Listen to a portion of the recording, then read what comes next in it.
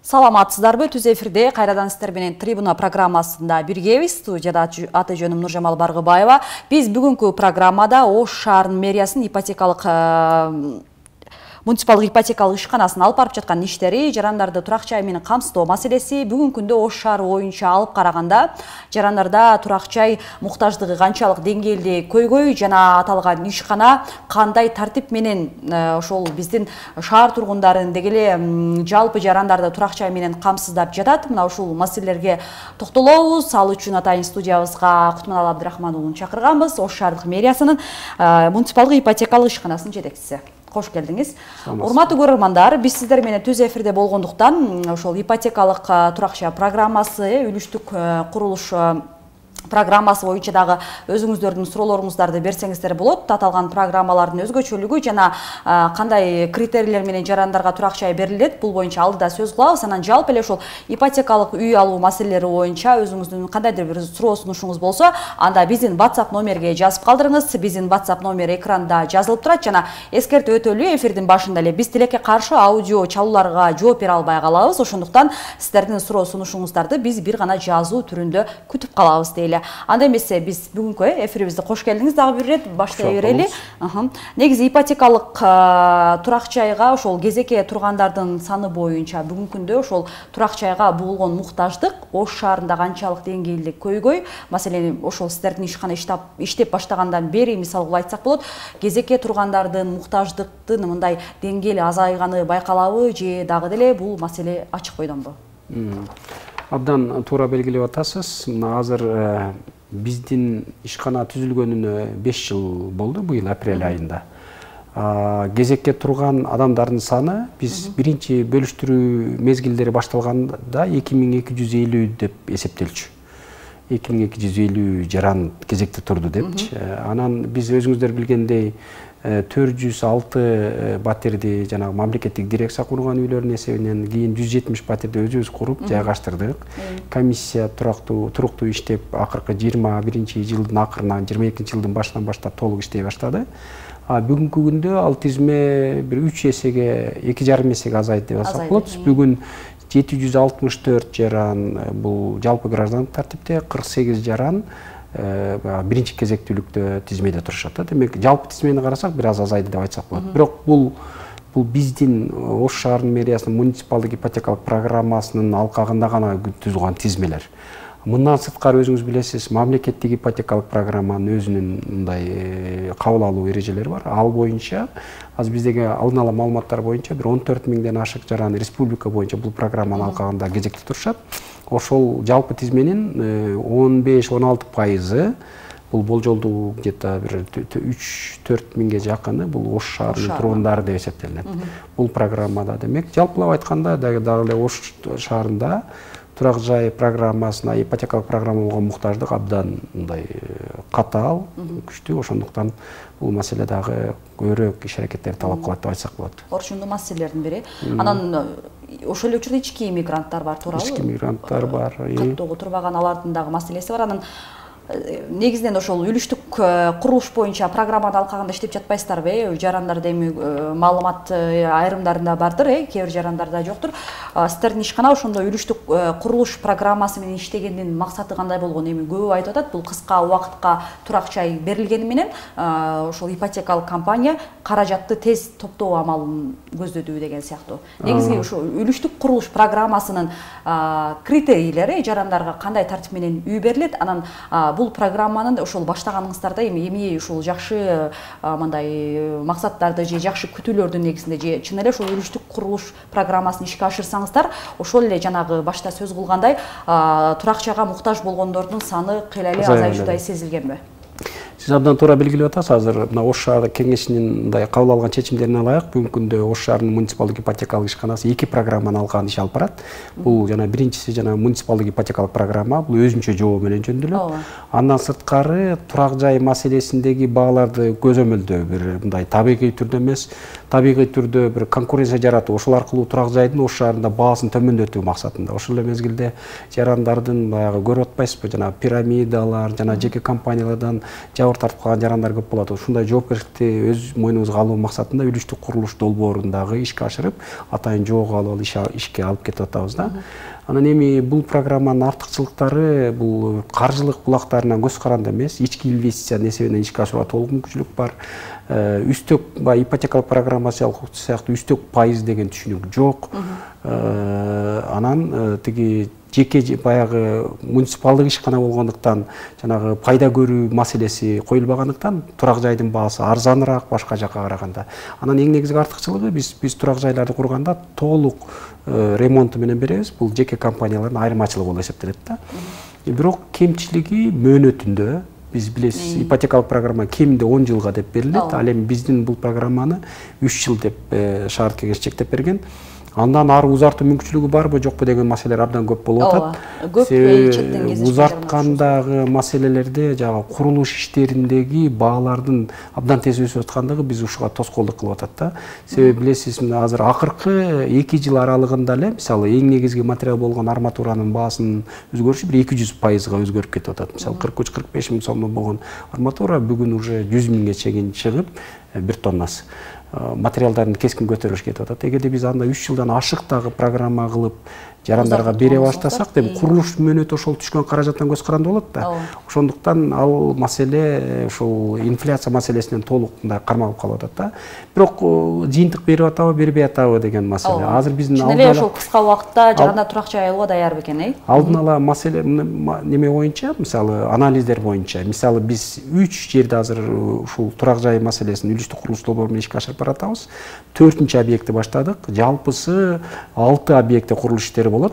Бир артыкчылыкты айтсак болот. Мисалы, биз жарыялаган күндөн эле тез сатылып, ал маселе жарандардын мындай керектөөсү абдан чоң экендиги көрүнүп турат да. Анан мындай салыштырмалуу бааларын да көрүп атабыз. Мисалы, акыркы объектибиз болгон Ашмахунова 48 дарегиндеги курулуп аткан үйүбүздүн баасы 53.770 сомдон. Эгер ошонун жанындагы эле жеке компания 59 миң сомдон сатып атат. Эгерде алардын толук бүтпөй биринчи эшигин эле берип койгон, яны орусча айтканда ПСО деп коебуз. Эгер ошондой баа экендигин эске алсак, анда бир 16-18% чейин биздин программадагы үйлөр арзан экендиги көрүнөт да. Демек ошондо бул ушунча 16-18%. Бул ар бир метр квадратына эсептегенде абдан чоң каражат. Жарандардын чөнтөгүндө калып, алардын арзан турак жай алуу мүмкүнчүлүгүнө белгилүү бир шарттар түзүп атат деп ойлоп атабыз. Мындай жалпы максатыбыз, Кудай кааласа, ушул багытта Ош шаардык мэриясы толук жоопкерчиликти алып, турак жай маселесинде жана жогоруда айтканда биринчиден арзаныраак, экинчиден пайызсыз, үчүнчүдөн мындай алданып калбай тургандай мамлекеттик компания жоопкерчилигин алган иш аракетти уюштуруу аракетинде жүрүп атабыз да.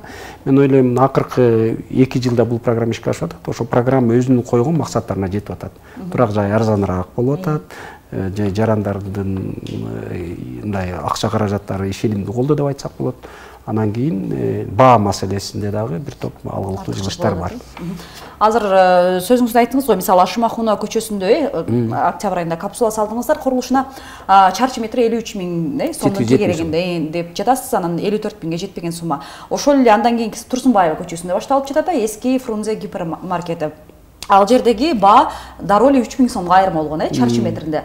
Ошондо биз курулуш материалдарына эле көз каранды болуп, өзгөртүүгө мажбур болуп жатабызбы? Бул жерде жана мен айтып атпаймынбы, биз жана конкурс жарыялаганда курулуш компаниясы жеңүүчү катары аныкталат да. Ашмахунова дарегиндеги конкурс былтыркы жылы декабрь айындагы конкурс болчу, ошол мезгилде баалар менен аныктап атабыз. Бул Турсунбаева көчөсүндө дарек бул быйылкы жылдын август айында. Ошондо айырма 9 ай болуп атат. 9 айдагы баалардын айырмасы 1 метр квадратына ошондо болжолдуу бир 3 миң сомго жакын мындай айырманы көрсөтүп атат да.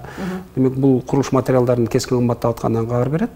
Бирок ошол эле мезгилде кээ бир учурда дагы бир айрым аракеттер жасап жатабыз. Ошо курулушта биз частный компания, жеке компаниялар сыяктуу толук пайда көрбөсөк дагы, бирок ошол эле мезгилде массалык уюштуруу аркылуу Ош шаардык мэриясынын бюджетин эске алган, анан жалпы иш аракетти уюштурууда бир алгылыктуу бир эффективдүү пайдалануу максатында да иштер уюштурулуп атканы көрүнүп турат да. Ошол жерде дагы биз азыр 3,75%га жакын, бул 1997 сомдон жалпы метр квадратында тиги бюджеттик абалды колдоо максатында да кошумча баа кошконбуз да. Ошондо эгерде баалардын таза айырмасын эсепке алсак, бул 1200-1300 сомдон жана биз бюджеттик колдоону уюштурган наценканы эске алганда, үстөк бааны, ошондо жалпы ошо 3000 сомго жакын каражатты мындай баанын өскөнүн көрсөк болот да.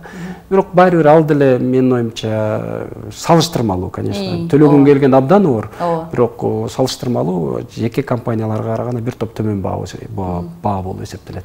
Ошо төлөмү келгенде ал деле өзүнчө бир көйгөй деп атпайсызбы? Көпчүлүгүндө сиз айткандай айрыкча ошол мындай салыштырып же чыныгы ошол абалды 3 жылга эсептеп бааны мисалы ошол бир эле бөлмөлүү деп коелу үйдү караганда деле мындай мисал менен караганда бюджеттик кызматкерлерге балким ошол эле үйдө эки үй баягы жолдошу менен аялы деле экөө тең бюджеттик кызматта иштейт, бирок ошону 3 жылга бөлүп келгенде алар үчүн орчук болуп калышы мүмкүн. Биз эми ошол сиздер ошол жеңилдик кылып берип атасыздар, чарчы метри башка ошол жеке компаниялардан караганда арзан. Ошол эле учурда өзүңүз айткандай, даяр үйгө кирип барышат, кайра ошол ПСО абалында дейли, бүтпөгөн абалда эмес, даяр кирип барып жашоо ыңгайлуу. Бирок ошо кайра эле жеңилдикти биз акчасы көптөргө колдонуп жатабызбы дегендей суроо болот экен да. Туура айтасыз. Бул жерде негизги маселе каржы булагы катары ички инвестицияны эске алып атат. Бул элдин өзүнүн каражаты. Ошо элдин өзүнүн каражатын пайдалануу аркылуу турак жай маселеси баасына мындай бир аракет кылалы, таасир этели, башкалар кымбаттоосуна шарт түзбөйлү деген ой болуп атат. Мисалы арзаныраак болуп аткан болсо, жарандарга сунуш кылсак, алар жага жеке компанияларды мындай ооздуктоо маселесин жаралап аткан жалпы саясатта.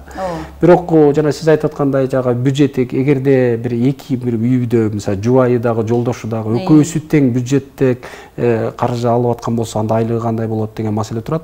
Мен көп эфирлерде айтып келатам, бул абдан оор маселе, чындап элечи. Мисалы азыр бүгүнкү күндө айлыктын өскөндүгүн эске алсак, мындай жакындаган абал болушу мүмкүн, бирок чыныгы могу ипотекалык программаны деле үлүштүк курулуш программасын деги алкагында араганда эки жаран тең, мисалы эки үй бүлөдөгү эки адам тең мисалы бюджеттик абалда иштеген болсо, айлыктын таза көрсөткүчү ал көрсөткүчкө жетпей бир топ кыйналып аткан учурларды көрүп атабыз. Ошон үчүн да ай сайын эсептегенде мисалы бир где-то бир 15-20%га чейин жанагы төлөмдөрдөн карыз болуп калган учурлар болуп, кайра алар менен иштешип, аларга убакыт берип, кайра кошумча иш болуп атканын көрүп атабыз да. Ошон үчүн менин оюмча бул жердеги маселе сөзсүз түрдө үй бүлө ички бюджетин пландаштырбаса, бул жерде абдан көйгөй пайда болот. Мындай идеалдуу финансылык абал, мындай учурда бир жарандын бирөөсү мамлекеттик карьера жасаса, иш жасаса, экинчиси бир бизнесте жеке иштер жасаган үй бүлөлөр, бул абдан мындай ыңгайлуу үй бүлөлөр болгондой маселе болуп атат да. Бирок эки абал тең бюджеттик каражат болгон учурларда бир аз оор болуп атканын чындап көрүп атабыз. Ачык. Анан ошондуктан сиз айткандай баягы абал оор кабылып калган жарандар анан көп жылга ошол турак жай алсак экен дешет. Албетте сиздерде муниципалдык ипотекалык программасы бар. Ал боюнча турак жайлар салынып жатабы? Алдыда канча буйруса турак жайды пайдаланууга бересиздер? Анан мындай сырттан караганда ошол муниципалдык ипотекалык ошол сиздердин ишканаңыздар үлүштүк курулушка басым жасагандай сезилип кетип жатат да. Туура айтасыз. Ой, аябай оор маселе сиз айтып аткан. Мисалы азыр бүгүн ипотекалык программанын алкагында биз дагы 3 үйдүн курулушун уюштурганбыз. Булар Көкүн бий дарегинде, Набережный 2 дарегинде, анан Черемушкада, ошо Краснофлотская дарегинде. Бирок жалпы каражаттарыбыздын көлөмү 1 миллиард сомдун тегерегинде. Бул деген азыркы баалар менен айтканда бир 2-2,5 үйдүн акча каражаты. Ошол 1,5 миллиардтай акча каражаты дагы бизге программаны калганда 10 жылдын ичинде түшөт. Демек эсеп бөлсөңүз, демек анда 10 жылдын ичинде биз 3 үй курушубуз керек да. Ушундай бир көйгөй бар. Ошон үчүн биз ипотекалык программанын мындай финансылык мүмкүнчүлүгү чектелгендигин эске алып туруп, анан кийин жок дегенде бааларды турукташтыруу максатында үлүштүк курулуш программасын жүргүзө берели деп атабыз. Мен жогоруда айттым, үлүштүк курулуш программасы бул мындай каржы булагынан көз каранды эмес да. Жакында биз Ош шаардык кеңештин бюджеттик комитетине отчет бердик. Отчетто бир аз жылыштыруулар, жасаган иштер үчүн отчетторду айттык, бирок мен жеке оюмду айтып атам, мисалы азыр көрүп атасыз, республикада негизги ипотекалык программаны ишке ашыруучу компания катары мамлекеттик ипотекалык компаниясы эсептелет. Ал компания абдан чоң колдоолорду алып атат деп эсептейм. Мен себеби мисалы президентибиз Садыр Нуркожоевич өзү да жеке үйүн да өткөзүп берди. Билесиз, Камчы Кыдыршаевдин аракеттеринен улам түшкөн бир нече батирлер алар да ипотекалык компаниянын алкагына берилип атат. Бюджеттик колдоолор, сырткы донорлук колдоолор. Мен дагы ойлойм, Ош шаарынын муниципалдык ипотекалык программасы ушул сыяктуу колдоолорго муктаж. Билесизби, Турак жай кодексинде ипотекалык программа менен эмес, керек болсо бекер үй алууга аракет кылган жарандардын дагы категориясы бар. Ал жарандарды ол Турак жай кодексинин талаптарында биз аларды как мамлекеттик структура катары бекер үйлөр менен камсыз кылышыбыз керек. Демек, мыйзам менен азыр биздин финанс мүмкүнчүлүктөрүбүздүн айырмы абдан чоң болуп атат да. Каражатка барып такан Ошондуктан биз азыр ошол бюджеттик комитетте маселе айттык, кийинки жылга мүмкүн болсо ушул программанын алкагында мындай колдоолорду ишке ашырышыбыз керек, кошумча субсидиялар талап кылынат бул багытта деп. Анан көрөбүз кийинки жылы кандай чечимдер кабыл алынат. Бирок биз азыр шаардык мэриянын мүмкүнчүлүгү жетет да, туура. Баягы сиз өзүңүз да бир интервьюда мисал келтириптсиз, ооба жыл сайын шаардык бюджеттин казынасы ашыгып эле толтурулуп жатат. Ошол эле учурда эмнеге калктын эң негизги көйгөйү болгон турак жай жаатында ошол эле ипотекалык ишканага бир колдоо көрсөтпөскө? Жок. Азыр буга чейин мезгилде Ош шаардык мэриясы бизди бардык тараптан колдоп келатат. Негизинен турак жайды куруу үчүн жер маселесинде, программаны колдоо маселесинде, юридикалык маселеде ар дайым колдоп келип атат. Азыр бир эле маселе калды, финансылык колдоону уюштуруп. Калган бүт саясий колдоолорду дагы уюштуруп бизге мына шаардык кеңеш да, Ош шаардык мэриясы да колдоолорду алып келатат да. Бирок жанагы талаптарды элдин мындай керектөөсүн канааттандырууга мүмкүнчүлүк жетпей атат. Мына азыр быйылкы жылы мына Ош шаарынын тарыхында биринчи жолу аябай бюджет өстү. 900 миллион былтыркыга салыштырмалуу кошту. 2,5 миллиардга биринчи жолу бул тарыхый чек да. Бирок ошол эле мезгилде башка ипотека турак жай маселесинен башка да көйгөйлөр көптүгүнөн бул маселе экинчи планга калып, негизги социалдык маселелер, балдар бакчасы, мектеп, жол деген маселелер жана бюджетти жеп коюп атат да. Ошондон улам азыр мен шаардык бюджеттин канчалык мүмкүнчүлүгү болорун, кийинки жылга кандай план коюларын билбейм. Бирок бул маселе дагы күн тартибинде туруш керек деп ойлойм. Кийинки жылда кокус буюрса андай болот деп күтүп атабыз. Дагы бюджет өссө, демек бул программада кайсы бир мына кээ ишканалар бар го, мисалы субсидия менен калыптанган, кээ бир ошо жарандардын айрым катмарлары үчүн атайын субсидияланган, ошол сыяктуу бул программада колдоолорду алыш керек деп жеке өзүм эсептейм да. Бирок шаардын көйгөйлөрүн эгер санасак абдан көп. Мен түшүнүп атам, Ош шаарынын мэриясы, мэри Бакытжан Кеңешбековдун башында абдан көп проблемалар бар. Ошол проблемаларды чечүү алкагында кошумча каржылоо болсо бизге абдан жакшы болмок. Анан буга чейинки ошол берген интервьюлоруңузда да айттыңыз эле, ошол ипотекалык программанын алкагында курулуп жаткан турак жайлардын баягы бүткөрүү мөөнөтү тилекке каршы кечигип жатат деп. Бул маселе канчалык деңгээлде чечилди же ачык койдон? Ой, абдан үшкүрүп тачып атам сиздер. Аябай ошондой проблема бар. Мисалы бир немеде, мисалы Көкүмбүй дарегинде биз быйыл үйдү куруп беришибиз керек болчу. Программа боюнча. Тапшырылыш керек болчу, Тапшырыш керек болчу.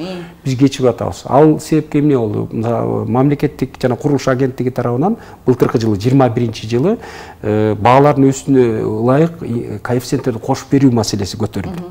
Ал чечим чыкты. Курулуш компаниясы кымбатчылык болгондугу жөнүндө маселелерди бизге канча айтканына карабастан биз аны кабыл албай келгенбиз. Ал мамлекеттик структура тарабынан жанагындай чечим кабыл алгандан кийин ага таянып, алар баалардын кымбаттоо маселесин соттук талаштын предметине айландырды да. Сот процесси жүрүп атат. Билесиз, мындай граждандык тартипте качан бүтөт? Ошондон улам биз ал маселеден кечигип атабыз. Көкүмбүй дареги боюнча. Ал жерде баанын өсүшү күтүлүп атат, эгер алар талап кылынган ишке ашкалса. Бирок ал деле баа өсө деле азыркы баалардан төмөнүрөөк болушу мүмкүн, бирок биз курулуш компаниясынан ошол мезгилде мурун алынган милдети менен аткаруусун талап кылып, тартышып келатабыз. Анан дагы бир компания, бир жоопкерчилиги жок төмөнүрөөк компания тандалып калгандыгын азыр неме кылышыбыз керек. Экинчи компания менен дагы келишимге чыгуу боюнча сотко кайрылдык. Бирок ал мөөнөтү декабрь, кийинки жылдын декабрь. Ага чейин бул маселеди ордуна коебуз деп ойлодук. Ушул эки соттук тартиптер, түрдүү талаш тартыштар, баалар боюнча маселелер бизди программабызды бир аз кечеңдетип аркага тартып аткан учурлар бар. Анан бирок экинчи да бир маселе бар. Мына Краснофлотский дарегинде ал жерде мына курулушту баштайын десек, мына кече жарандар келгенде бир топ жарандардын нараазычылыгы болуп атпайбы? Түшүнбөс жагдайлар болуп атат. Азыр ал маселеде түшүндүрүп атабыз. Бирок ал жерде курулуш компания тескерисине программадан алдыга кетип тезирээк курайын деп ынтылып атат. Бир компанияны иштетип маселесин чече албай атабыз, экинчи компанияны токто деп коет туруп документтерин алганга чейин деп токтото албай атабыз. Ушундай бир кырдаал болуп атат. Мен мындай оптимисттик көз карашта караганга аргасызмын. Мен ойлойм жакын аралыктарда бул маселелерди жөнгө салабыз. Биздин жарандар дагы четинен аудио чалуулар менен байланышкан аракет жасап атышат, жана өздөрүнүн суроолорун жазуу түрүндө жолдоп жатышат. Алардын ичинде биринчилерден болуп өзүнүн суроосун жолдогон жараныбыз саламатсызбы дейт. Мен Ош шаарындагы мектептердин биринде мугалим болуп иштейм. Кезекке туруп үй алсам болобу? Канча убакыт кезек күтөм деп. Бул ипотекалык программанын алкагында жолдоп жатат окшойт жараныбыз. Ипотекалык программанын алкагында болсо, эгер Ош шаарынын тургуну болсо, бул жетиштүү. Мындай 3 талап бар негизинен. Ош шаарынын тургуну болуш керек акыркы 3 жылда. Анан ошо өзүндө, анан үй бүлө мүчөлөрүнүн атында батири, анан жер там салганга жана чек деп коебуз биз өзүбүз. Ошондой болбош керек, жери болбош керек. Анан кирешелер жөнүндө маселелери бар. Ал эми мындай тактап караса боло турган маселе экен. Ошо кирешелер жетиштүү. Ошо 3 шарт бар. Демек, биринчиси Ош шаарынын тургуну, каттоосу болгон тургуну болуш керек, экинчиси турак жайы болбош керек, үчүнчүсү төлөм жөндөмдүүлүгү жетиштүү болгон жаран кезекке туруп алса болот. Бирок азыр дароо эле айтып кетейин, бүгүнкү күндө мына 800дөн ашык тизмет туруп атпайбы? Биздин 2 жыл аралыгында кура турган үйлөрдүн саны 251. Демек, ошондо эртең эле боло калат деп алдаган алыс болуш керек, кезекке коюш керек. Эми лотереядан утуп алыш үчүн деле лотерея алыш керек, ошол сыяктуу кезекке сөзсүз туруш керек деп жаранга кеңеш берет элем. А эгерде үлүштүк курулуш программасында турак жайга алам десе, анда биз конкреттүү түрдө качан үйлүү болорун датасын көрсөтөбүз, келишим түзөбүз. Анда паспорту менен келип эле төлөөгө каалоосу бар экенин айтуусу жетиштүү. Андай үйлөр, турак жайлар бизде бар. Бирок ал мөөнөтү көрсөтүлөт. Максималдык мөөнөт бул 33 ай. Бул 2 жыл 9 ай болуп калабы? 2 жыл 9 айдын алында биз ал жаранды үйлүү кылабыз. Кезекке турушат, сиз айткандай, азыр 800дөн ашык адамды атасыз, бирок анан кезеги жетерде балким кандайдыр бир шарт жагдайлардан улам ал жаранга ошол ипотекалык үй берүү баягы чет деп калат го, ошол немеден тартиптен аксап калат. Кандай учурларда жараксыз болуп калат ал жарандын ошончо кезекке күткөндөй турганы? Эгерде ал биз азыр мурункудай эмес, мына 18-жылдан баштап документтерди тактап кабыл алып атабыз. Мурунку тизмелердин тез жылышында ал документтердин так эместиги болчу да. Эгерде жаран учетун, каттоосун Ош шаарынан чыгарып кетсе, демек тизмеде ошол мезгилде үй чечим каралды, андай чечим берилбей калат. Эгер жаран, значит, турак жайлуу болуп калса ага чейин, ал жылдар аларында. Анан эгерде турак жайы болуп калып, ушундай учурлар абдан көп болуп атат. Атын берет бирөөгө, бирөө пайдаланып, каттатып кайра чыгарып коет. Ушундай абалдарда жарандар абдан алданып калат. Эгер турак жайлуу болуп калып, эгерде кайра өткөзүп берген болсо, ошондон 5 жыл аралыгын өтүш керек деген талап бар. Ошондой болуп калса, анан кийин келип ошол учурда комиссия карап жаткан учурда банкка төлөө жөндөмүн аныктап келебиз. Төлөө жөндөмдүүлүгү жетиштүү болбой калса, ушул учурларда ал жарандын тизмеден чыгып кетүү мүмкүнчүлүгү мындай шарты пайда болот да. Бирок мен ойлойм, жаран келсе, анда биз ал маселени параллель кылып, баарын түшүндүрүп жардам бергенге даяр болобуз. Анан бир нерсени айтып коюш керек, ушул жерде турак жайды бөлүштүрүү комиссиясы бул коомдук комиссия биздечи. Обычно билесиздер да, Ош шаардык мэриясында түрдүү комиссияларда жалаң мамлекеттик муниципалдык кызматкерлер отуруп калган комиссиялар абдан көп. Бирок биздин турак жай бөлүштүрүү комиссиясында Ош шаарынын мэриясында бир гана өкүл Ош шаарынын ушул курулуш маселелери боюнча вице-мэр гана отурат. Калгандары бүт коомдук эмес уюмдардан, депутаттардан, башка органдардан болот. Демек, чечим кабыл алуу немеси борбору Ош шаардык мэриясында эмес. Кийлигишпейт. Кийлигишпейт. Бардыгы онлайн режимде болот, баарын ачык-ачык көрсөтсөк болот да. Ошол эле төмөндөгү суроого улай кошумча келген, биз аскер тармагындабыз дейт. Ошол үйдүн турак жайга пайыз канча сом деп. Пайыз айтып бердиңиз, азыркы учурда бар ипотекалык программа боюнча. Ушул пайыз боюнча ипотекалык программа боюнча келгенде бир маселе болду бизде. Жана мусулманчылыкта жана үстөк пайыз процент деген түшүнүк аябай болот. Ошон үчүн биз акыркы жоболорубузда үстөк баа жөнүндө койгонбуз. Ал 10 жылга эң көп болгондо 35%. Эгер 10 жылды бөлсөк, анда 3,5%дан туура келет. Мисалы Кыргызстанда мындай Орто Азияда дагы жок, 3,5%. Бирок эгерде биринчи төлөмүн 20% төлөгөн учурда 35% болот да. Эгерде биринчи төлөмү жогоруласа, ал үстөк баадагы 2%га чейин түшөт. То есть 20%га чейин 10 жылга болгондо жылына 2%дан 2%га чейин түшөт. Демек 3,5%дан 2%га чейин деп айтсак туура болот да. Ал биринчи төлөм төлөгөндүгүнөн көз каранды болот. Анан ушуга улай эле дагы бир үндөш бизге суроо келген. Саламатсызбы дейт. Ипотекага биринчи төлөмдү 50% төгүп койсок, кезектен алдыга жылабызбы, чагы карабайбы дейт. Жок. Андай болбойт. Кезектен жылуу маселесине алдын ала төлөмүн көп төлөгөнү таасир бере албайт. Анан бирок бир чектөө кирди. Өткөндөгү биз жоболорубузду караганда, жарандарга мурда 100% төлөө менен таптакыр кутулуп коюу мүмкүнчүлүгү бар болчу да. Ушундай маселелердин улам жакында биз бул маселени жободо кирип шаар кеңешинин депутаттары колдоп беришти. Мындан кийин жаран максималдык 50% гана алдын ала төлөм төлөй алат. 100% төлөп өзүнө дароо өткөзүп алуу мүмкүнчүлүгү жок. Эгер мисалы 100% төлөп койсо анын ипотекалык программаны алуунун да зарылдыгы жок болчу. Барып башка жактан барып эле тандап ала берсин дегендей маселе болду да. Эми биздин катарга жаңыдан гана кошулуп жатканда көрөрмандар болуп атат. Ошондуктан баягы эфирдин башында же азыр маектешип жатканда айтылган маалыматтарды кабары жок болуп, кайра эле ошол өздөрүнүн түшүнбөгөн жагдайлары боюнча суроолорду узатып жатышат. Саламатсызбы? Мен оокаттан болом, 43 жаштамын дейт. 6 балам бар, айылда үйүм бар. Биз дагы турак жай алсак болобу сиздерден дейт. Үлүштүк курулуш программасында эч кандай тоскоолдук жок. Эгер ноокаттык болсо ипотекалык программага, биздин муниципалдык ипотекалык программага, шаардын программасына катыша албайт. Бирок мына 6 балалуу турбайбы бул үй бүлө. Ош шаарынан турак жай алуу мүмкүнчүлүгү бар. Бул мамлекеттик ипотекалык компаниянын программасына алкагында. Эгерде Ош шаарына кокус келип калса, бул жараныбыз Лейлин көчөсү 318 келсе, биз мамлекеттик программадан турак жай алуу мүмкүнчүлүгүнө консультация берип кеңеш беребиз. Аны дагы бир өзгөчөлүгү бар экен. Бул 6 балалуу турак жай кодексинде 5 же андан жогору болсо, анда бул мындай жарандардын өтүнмөлөрү кезексиз каралат. Демек, бул артыкчылыктуу үй бүлө деп эсептесек болот да. Ошондуктан үлүштүк курулуш программасына алкагында же мамлекеттик ипотекалык компаниянын программасына алкагында турак жай ала алат деп айтсак болот.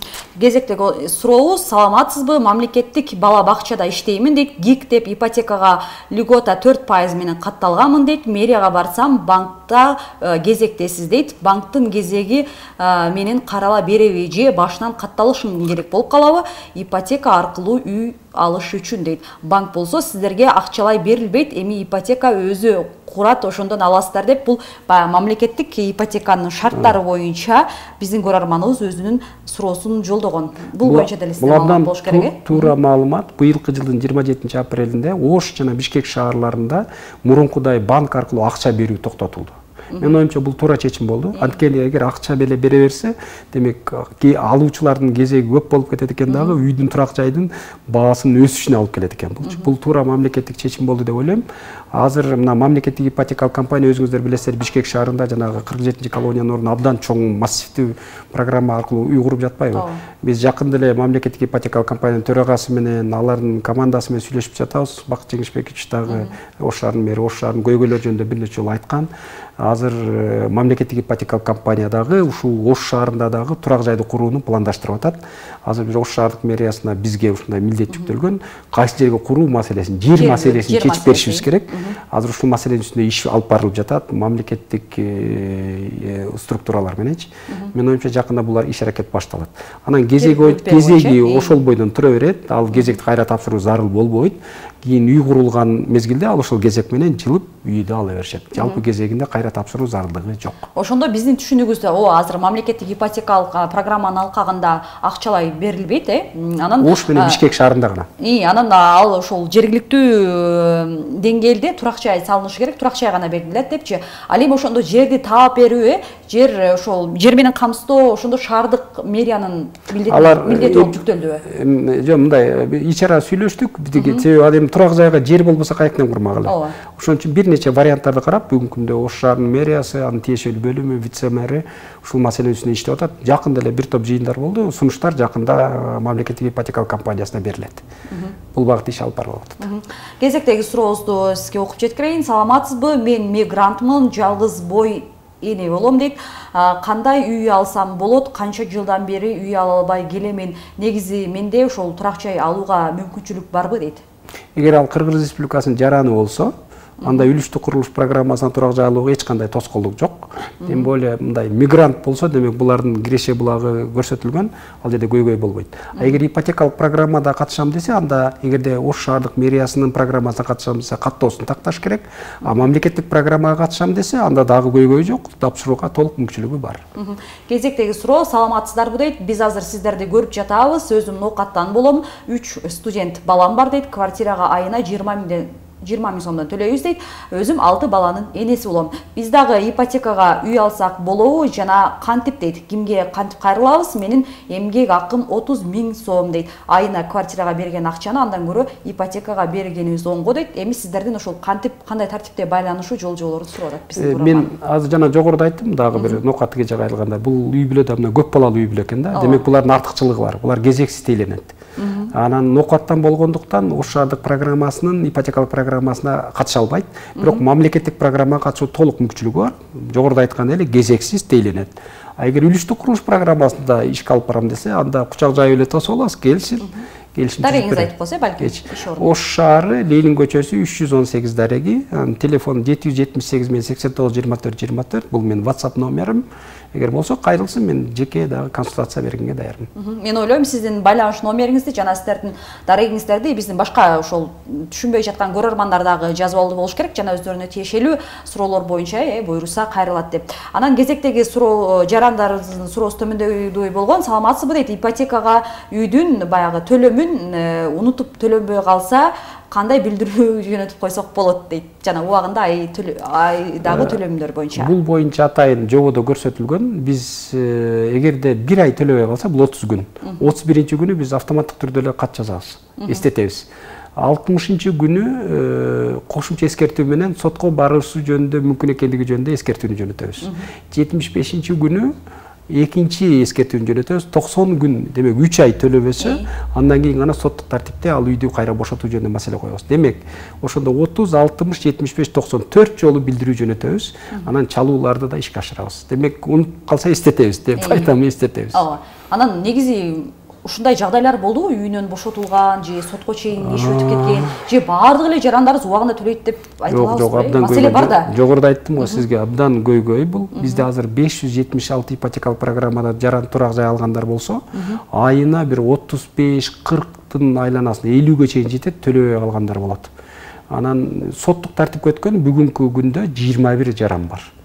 20-21 жаран бар. Алар сотко өткөн, демек 90 күндөн ашып кеткен. Бирок биздин жарандарда ушундай неме болуп атат, сотко баргандан кийин төлөп койгон учурлар абдан көп. Демек, төлөй албай калып, соттун чечими менен үйдөн чыгып кеткен учур азырынча каттала элек. Андай факт жок. Кандайсыздар, биз Баткендебиз, бизге да турак жай бериле дейт, урматтуу көрөрман. Биз азыркы учурда Ош шаардык мэриясынын ипотекалык ишканасын алып барып жаткан иштери жана Ош шаарынын жарандарын турак жай менен камсыздоо, үлүштүк курулуш программасы, ипотекалык программа боюнча сөз кылып жатабыз. Буйруса, жалпы ошол Кыргызстан боюнча ипотекалык программаны ишке ашыруу боюнча адистерди, балким конокторду чакырганда сиздин сурооңузга дагы жооп алып беребиз деген ниеттебиз. Кезектеги суроо, ипотека айына канча сомдон төлөнөт? Анан аз камсыз болгон үй бүлөлөргө, жаш үй бүлөлөргө жеңилдик жардам бересиздерби дейт.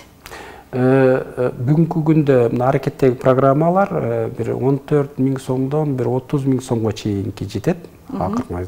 Бирок кийинки абалдар кандай болот, азыр аны айта албайм. Себеби баалардын өсүп баратканын көрүп атасыздар. Башка цифралар болушу мүмкүн. Анан бирок биздин программанын алкагында бир финансылык жеңилдиктер каралган эмес. Бирок жанагы документтерин кароодо бир турак жай кодексинин 44 беренесинин 11 пункту бар. 11 пункттагы жарандар кезексиз тейлөнүүсү көрсөтүлгөн. Булар биринчи, экинчи группадагы жана мүмкүнчүлүгү чектелген жарандар, көп балалуу үй бүлөлөр 5 же андан көп болсо, анан баласынын да мындай жана ДЦП деген оорусу бар ата-энелер, улуу ата мекендик согуштун, Афган согушунун, Чернобыль окуясынын катышуучулары, ушул сыяктуу категориялар булар жанагы кезексиз биринчи кезектүүлүктө тейлөнөт. А финансылык мүмкүнчүлүктөр жөнүндө айтсак, андай атайын жеңилдик каралган эмес. Демек, ал программанын алкагында бул жеңилдиктер жок. Кезектеги суроосу, Ошто үйү барлар деле ипотекага үй алыштыгы комиссия неге карабайт дейт? Чын айтканда бул абдан көп көйгөй. Мисалы, ушундай болот экен. Өзүнүн атында үй жок болсо, биз аны үй жок деп эсептейбиз да. Бирок эми биз жарандарыбыз көп эле айткан учурлар абдан көп болду. Мунун бу жерде үйү бар, тигил жерде үйү бар депчи. барганда ошол жерде жашагандай абалдарды да көрдүк да. Бирок юридикалык жактан эгерде мамлекеттик каттоодо кадастр ишканасында биз справка сурайбыз, ошондо атында үй чыкпаган болсо биз аны үй жок деп эсептейбиз, юридикалык жагы ошондой. Эми калганы ошол жарандын ошол ипотекалык программа мүмкүнчүлүгүн пайдаланып үй алып, өзүнүн чыныгы үйүн бирөөлөргө каттатып койгондордун айырындагы маселе болуп калат да. Бирок жарандарыбызга ушундай бир программада чечим кабыл алууда мыйзамсыздыктар жөнүндөгү түрдүү ойлорго түртүп аткан ушундай окуялар мындай жок эмес экенин айткым келет да. Бирок эми жаран колунда жанагындай справка жок болгон үчүн ал юридикалык укукка ээ болот да. Ээ болуп калат дагы, биз ал жаранга жок деп айта албайбыз. Чыгуу жагдайы мүмкүн эмес. Ушундай болуп калат да. Кезектеги суроо, саламатсыздарбы? Биз үй алалы дегенбиз, Ош шаарынан турак жай алалы дегенбиз дейт, өзүбүз эле электен болобуз дейт. Келинчегим экөөбүз дагы мамлекеттик иште иштейбиз дейт. Экөөбүздүн айлык акыны кошкондо 30 000 сом болот экен. Экөөнүн эмгек акысын кошкондо кандай мындай жагдай эмне жасасак болот үй алыш үчүн деген өзүнүн кеңешин сураган биздин көрөрманыбыз сизден. Лейлек бизден 400 километрге жакын узак турат. Демек, мамлекеттик программа менен дагы, биздин программа менен дагы ипотекалык программа пайдаланып үй алуу мүмкүнчүлүгү болбойт. Себеби мамлекеттик программада 60 километр деген аралык көрсөтүлгөн. Иштеген жеринен үй ала турган жердин аралыгы 60 километрден ашпаш керек. Мисалы үчүн Нокатта ошон үчүн боло берет деп айтканым ошодон болчу.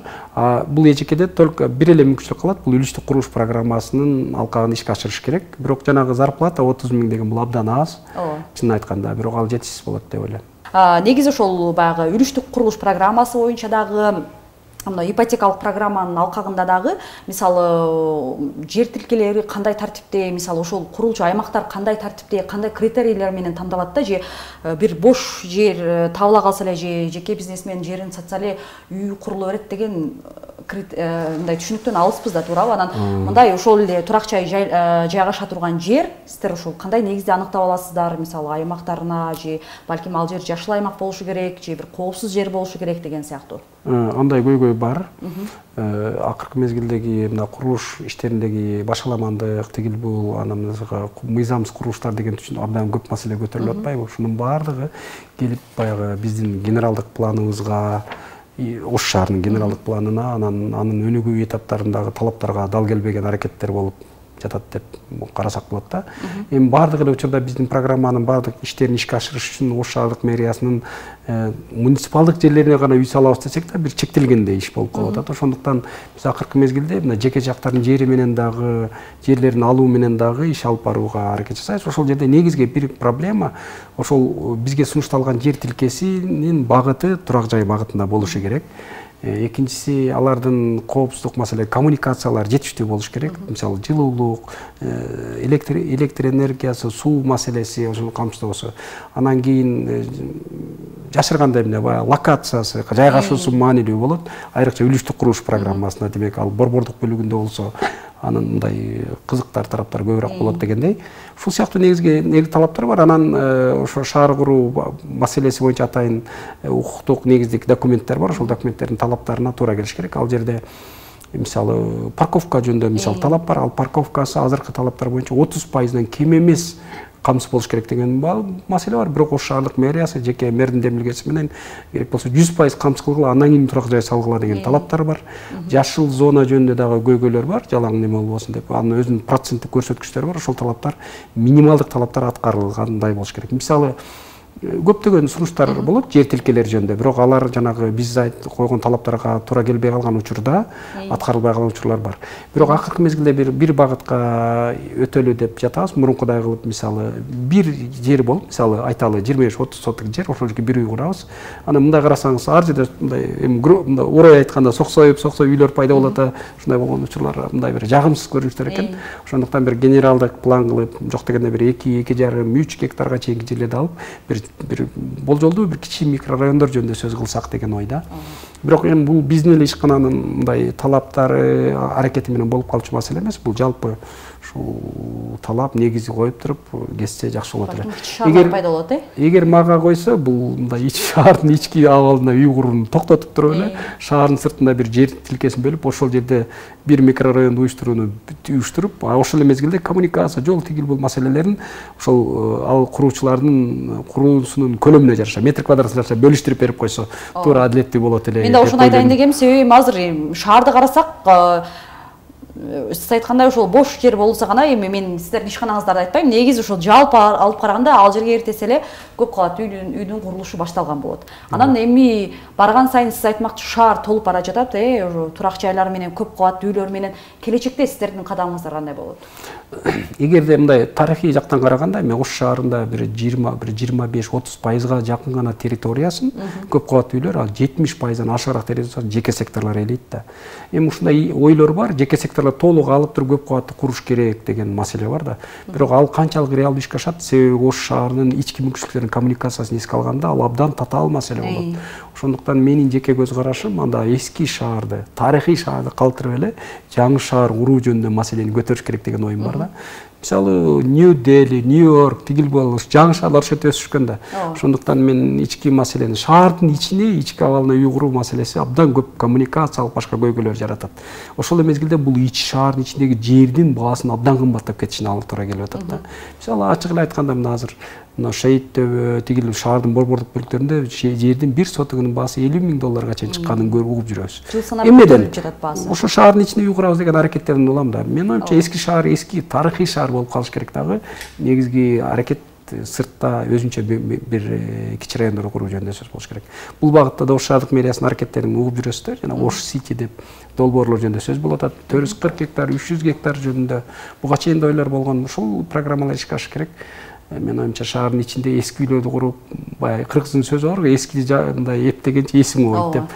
Эскиге тийишпей жаңы жөнүндө ойлонушубуз керек деген ойдомун. Эми бирок жалпы масса ошондой кетип аткандыктан, баардык эле шаардын борбосуна жылынып аткандыктан биз дагы ошодон мындай четте калбай жатып, аргасыздан агымга карап кирип кетип аткан кемчилигибиз бар. Жарандар шаар ичинен алгысы келет дегенде, Анан буга чейин ошол Ош, Жалал Абад шаарларын калыбына келтирүү дирекциясы курган үйлөрдөн дагы ипотекалык негизде берилбедиби Ош шаарында? Андан кийин ал турак жайлардын сапаты боюнча аябай көп нааразычылык иш-чаралар уюштурулду.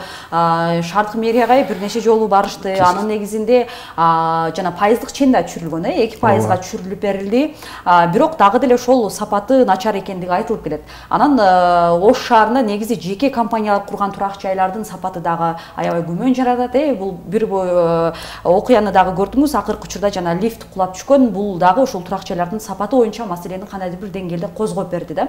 Анан эми сөзсүз түрдө бул маселе боюнча сиздерден дагы эми сизден дагы жооп алып койбосо болбойт. Ооба, үлүштүк курулуш, ипотекалык программа, ой биз 10 жылга чейин кенен бөлүп төлөйбүз деп бизге шарт жакшы болуп атат. Үлүштүк курулушта болсо, ооба биз даяр үйгө кирип алабыз, анан шаардын тургуну болушубуз кажет эмес депчи, мындай бир өзгөчө критерийлер жок деп атабыз, бирок сапат эмне болуп атат?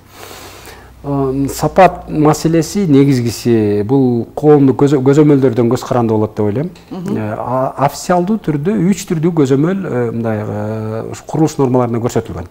Бул ошол долбоордун ээсинин, авторунун мамлекеттик көзөмөлдөөнүн, анан буйртмачы катары ишкананын көзөмөлдөөсү. Бирок биз бир кошумчада бир көзөмөлдө киргизебиз, коомдук көзөмөл деп. Мисалы, үлүштүк курулуш программасына жарандын келишим түзөбүз, ал келет, үйдүн курулуп аткандыгын көрөт, баардык учурда курулуп аткан үйдүн абалын баалоого мүмкүнчүлүк беребиз. Анан биз атайын ушул багытта прибор да сатып алганбыз. Ал прибор адис эмес адамга тигил курулуш материалдарынын сапаты жөнүндө маалымат бере алат. Ошондо келсе биз жаранга келип алып чыгып, көрсөтүп, таблицага салыштырып, сапат жөнүндө маселени кое алабыз. Бирок негизги проблема жана жоопкерчиликте деп ойлоп атам да. Билесизби, мурун Союз учурунда бир домостроительный комбинат деген болчу, ДСК дегендер болчу да. Мен оюмча турак жай маселеси бул абдан көйгөйлүү маселе. Бул кийинки жарандардын өмүрү, коркунучу, жашоосу жөнүндө маселе да. Ошондуктан бул программаны ушул турак жай куруу маселесин жеке жарандарга, жеке жактарга бербей, мамлекет өз көзөмөлгө алып, өзү уюштуруш керек деген ойдомун да. Ушул багытта да биздин программа, биздин ишкана келечекте ошол комбинаттын деңгээлине жетип, бирок турак жай маселеси мамлекеттик көзөмөл аркылуу, мамлекеттик буйртма аркылуу жасалып кетсе, эми мындай болот эми, жеке компания турса, анын жоопкерчилиги көрсөтүлгөн. Көп компанияларга карасаңыз, уставдык капитал кичинекей эле. Аны эртең ал компанияны жаап туруп кетип калуу мүмкүнчүлүгү бар да. Кетип калса, анда кийин жарандардын алдында ким жооп берет? Мисалы, сиз мамлекеттик дирекцияны айттыңыз, мамлекеттик дирекция жоюлуп кетти, кийин сапаты тигил бул жөнүндө маселелер келгенде жооп берүүчү адам жок. Анан биз 2% түшүрүп, тигил бул деген маселелер болду. Ошондуктан мамлекеттин жоопкерчилиги болгон учурда кетиш керек деген ойдо биз иш алып барып жатабыз да. Бул жоопкерчилик ар дайым кала бериш керек. Бул мамлекеттик көзөмөлдө, мамлекеттин буйртмасы менен боло турган иш-чара болуш керек. Анан эми жеке бизнес деген бул эми түрдүү бизнестин сфералары бар. Курулуш маселеси, мисалы, бала бакча курабызбы, мектеп курабызбы, үй курабызбы, бул өзгөчө мамлекеттин буйртмасы, мамлекеттин аракети менен көрсөтүлүш керек.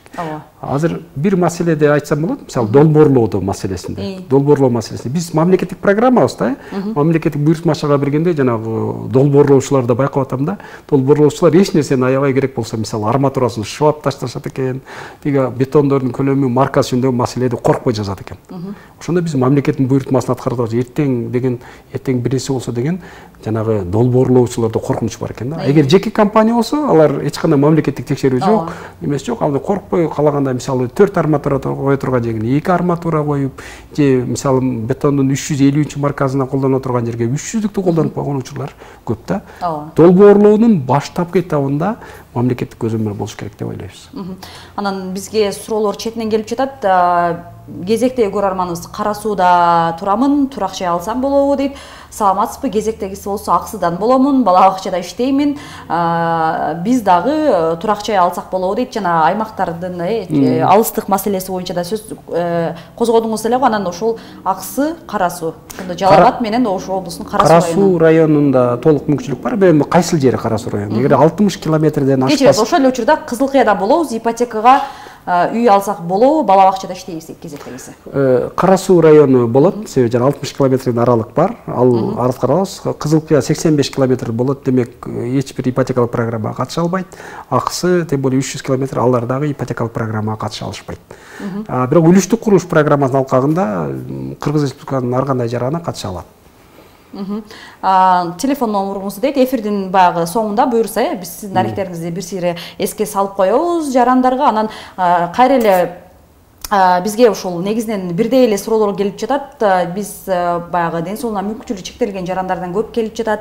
Анан облустабыз, кандай тартип менен үй алабыз деген сыяктуучу. Анан пайызы канча деп, урматтуу көрөрмандар, мына ушул суроолордун негизинен бардыгына биз мына эфирдин жүрүшүндө жооп берип жатабыз. Эгерде сиз кайра маалымат толук алгыңыз келген болсо, анда УТРК Ош YouTube каналына ушул эле эфирди жүктөйбүз. Жана УТРК Ош YouTube каналынан сиз кайрадан өзүңүздүн ушул түшүнбөгөн жагдай боюнча суроолоруңузга негизинен маалымат алсаңыз болот. Биз кезектеги суроолорго орун берели. Саламатсызбы? Мен ноокаттан болом. Мамлекеттик ипотекага кантип катталабыз? Кимге кайрылабыз? Мамлекеттик ипотека боюнча дагы жазышкан экен. Саламатсыздарбы? Мен ооруканада иштейм. Жолдошум чек ара кызматын өтөп пенсияда отурат дейт. Чек ара отрядынын ичинде служебный үйлөр, прописка Ош шаары кантип алса болот?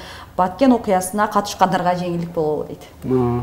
Биринчи жанагы ноокаттагы маселе боюнча мен толук айттым, башынан эле тиги мамлекеттик ипотекалык компаниянын алкагында катышса болот. Аны эгерде буларда интернет алуу мүмкүнчүлүгү болгон болсо, жана Geek Check It KG деген сайт бар, ошол сайтка кирсе бүт эрежелер жазылган.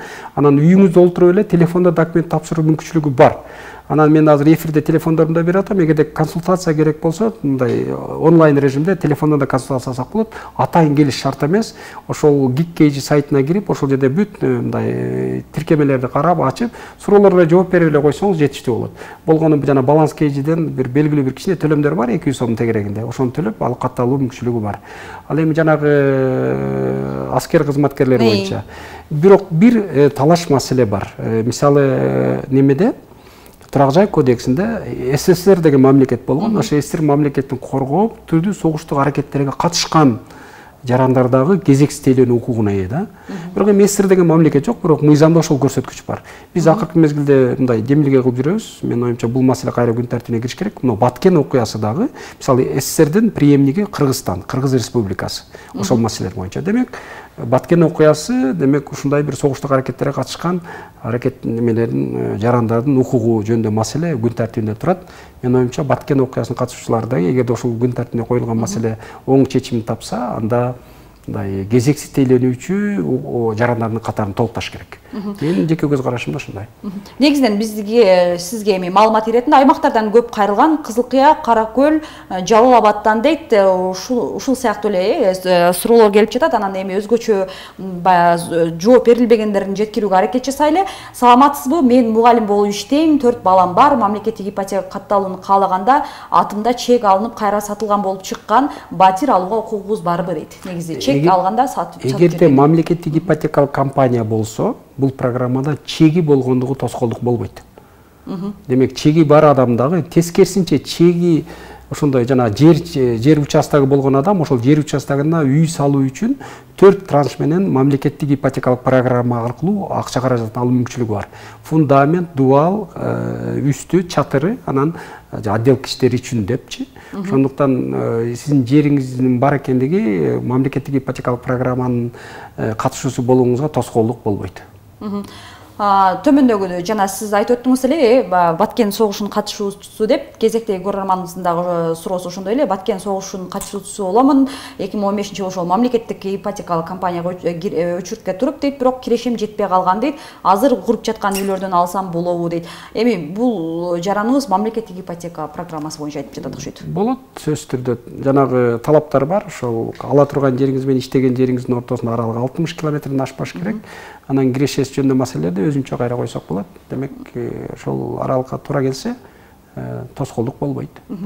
Саламатсыздарбы? Биз дагы ноокаттан болобуз дейт, шаардан үй алалы дегенбиз дейт. Баштапкы төлөмү барбы дейт. Баштапкы төлөм боюнча маалымат. Эгер ноокаттан болсо, алар мамлекеттик ипотекалык программага катыша алышат. Ош шаарынан үй алуу үчүн баштапкы төлөмү ал жаран өзүнөн көз каранды, кааласа баштапкы төлөм көрсөтүлбөшү да мүмкүн, болбошу да мүмкүн. Эгер үлүштүк курулуш программасына катышам десе, баштапкы төлөм бар, 30% деп көрсөтүлгөн, бирок жалпы жыйынтыкта пайызсыз болот. Демек, үстөк баа кошулбайт да, ошону катышса болот. Ош шаарынын муниципалдык ипотекалык программасына ноокаттын тургуну, каттоосу ноокатта болсо, катыша албайт. Урматтуу көрөрмандар, негизинен бардык ошол келген суроолордун арасынан канча пайызга, канча жылга алсак болот, номерин, сиздин номериңизди, телефон номерин кайталап коесузбу, жана канча баштапкы төлөмү кандай болот? Биз ноокаттабыз же биз өзгөндөбүз? Биз дагы шаардан ипотекалык же шартта же үлүштүк курулуш программасын алкаганда турак жай алсак болобу деген суроолору басымдуулук кылды. Анан азыр биз Кутманалай акеге жыйынтыктоочу сөз берели, телефон номерин кайталап сиздер жазып алыңыздар. Жана биз бүгүн тилекке каршы эфирдик убакыт соңуна чыгып калды. Телефон номери байланышуу аркылуу өзүңүздөрдүн сурооңуздарга буюрса толук жооп ала аласыздар деген ишеничтебиз. Анда сизге эркин микрофон суналай, бул камера сиз үчүн. Негизги маселелер байланыш маалымат жөнүндө болуп атат. Мен телефон номерим кайра кайталап кетсем болот. 0778 89 24 24. Бул менин WhatsApp номерим. Эми чалууларга түз жооп бере албай калсам дагы жазып койсоңуздар сөзсүз түрдө WhatsApp'та жооп беремин. Анан эгерде Ош шаарынын тургуну болсо, каттоосу болсо муниципалдык ипотекалык программага, ал эми тургуну болбогон учурда каттоосу Кыргыз Республикасында болсо мамлекеттик ипотекалык программанын алкагында сөзсүз түрдө катталып коюуну мен сунуш кылам. Себеби ал кезек жетүү маселеси, программанын ишке ашыруу маселеси кийинки маселе. Бирок катталуу мүмкүнчүлүгү бар экендиги бул баары бир кайсы бир убакта сиздерге ушул программаны пайдаланууга мүмкүнчүлүк берет да. Ошондуктан сөзсүз түрдө катталууну ишке ашыруу туура деп эсептейм. Эгердеги үлүштүк курулуш программасынын алкагында катышуучу болом десе, Кыргыз Республикасынын баардык жеринде, кайсы аймагынан болсо дагы мындай катышуу мүмкүнчүлүгү бар, эч кандай чектөө жок. Төлөө жөнөмдүүлүгү болушу гана жетиштүү, анан калоосу, калган чектөөлөр болбойт. Мен оюмча бул программалар баардык жарандарга мындай жеткиликтүү. Эгерде кошумча консультациялар керек болсо, биздин сайтыбыз бар, OSHMIP Check-it KG, ал сайттан маалыматтарды алса болот. Эгер мамлекеттик программадан маалымат алам десе, GIG Check-it KG сайты бар. Ушул эки сайт аркылуу электрондук маалыматтарды алып жазса болот. Демек, ар дайым учурда биз ачык, так, анан туура жеткиликтүү маалымат берүүгө аракет кылабыз. Сизге ыраазычылык билдиребиз. Урматтуу көрөрмандар, бизде бүгүн эфирде Ош шаардык мэриясынын муниципалдык ипотекалык ишканасынын жетекчиси Кутманалы Абдрахман уулу мырза болду. Биз болсо жалпы эфирде Ош шаарында жарандарды турак жай менен камсыздоо маселеси, анын ичинде программалардын өзгөчөлүгү жана алар боюнча аткарылып жаткан иштер боюнча жалпысынан алганда жарандарды канткенде турак жай муктаждыгынан арылтабыз деген маселенин айланасында сөз кылдык. Сиздер менен коштошобуз. Кийинки эфирлерде көрүшкөнчө аман калыңыздар.